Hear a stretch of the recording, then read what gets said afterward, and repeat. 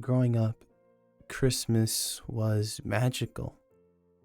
The tree glowing softly in the corner, the smell of gingerbread wafting through the house, and the laughter of family made it feel like nothing could ever go wrong. But there was one tradition that always felt off. Every Christmas Eve, just before bed, my parents would gather us around the fireplace.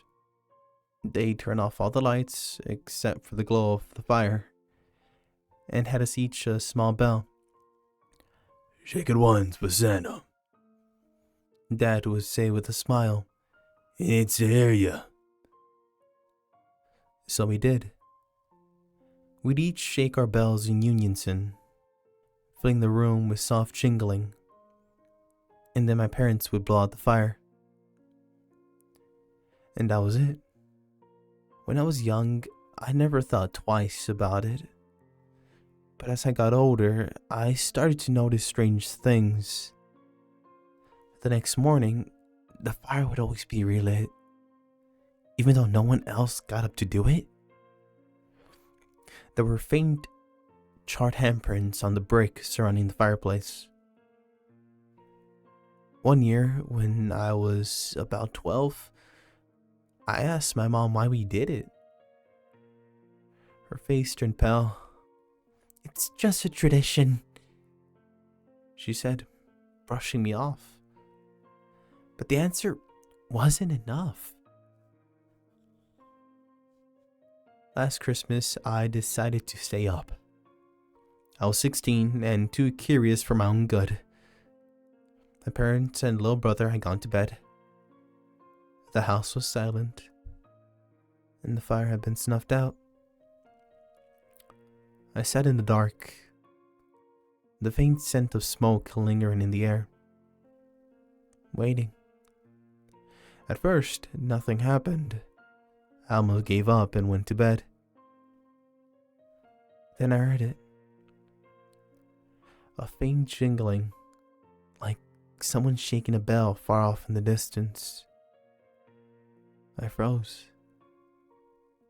The sound grew closer and louder until it was coming from the chimney itself.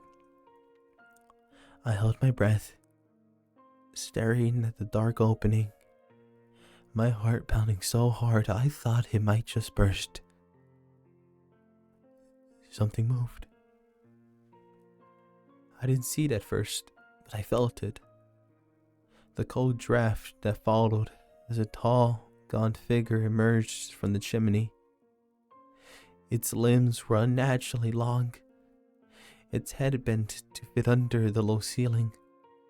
Its skin was ashen, flaking with dark burns trailing up its arms.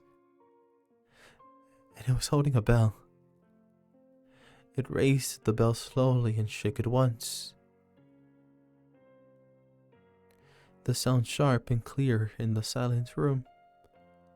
I couldn't move. Its head turned toward me, hollowed eyes boring into mine.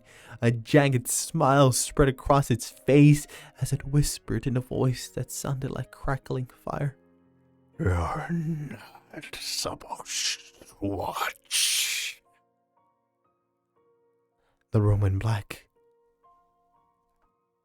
I woke up in my bed the next morning, trembling, my clothes reeking of smoke. My parents acted like nothing happened, but when I went downstairs, I saw a fresh set of charred handprints on the fireplace, and a bell sitting on their mantel. I haven't shaken a bell since, but every Christmas Eve, I hear it, and every year, it gets louder.